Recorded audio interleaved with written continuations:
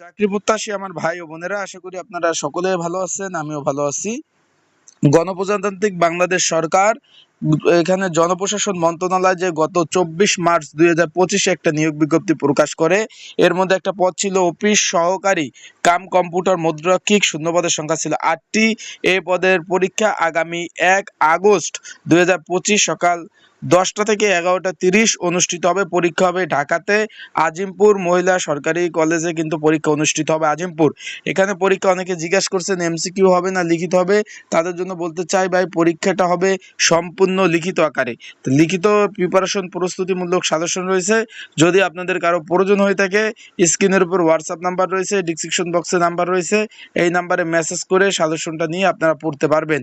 তো সকলে ভালো থাকুন, সুস্থ থাকুন। এখন যারা অ্যাডমিট কার্ড ডাউনলোড করতে পারেন নাই, স্ক্রিনের উপর হোয়াটসঅ্যাপ নাম্বারে মেসেজ দিয়ে আপনারা কিন্তু অ্যাডমিট কার্ডগুলো ডাউনলোড করিয়ে নিতে পারবেন। ভালো থাকবেন। আসসালামু আলাইকুম।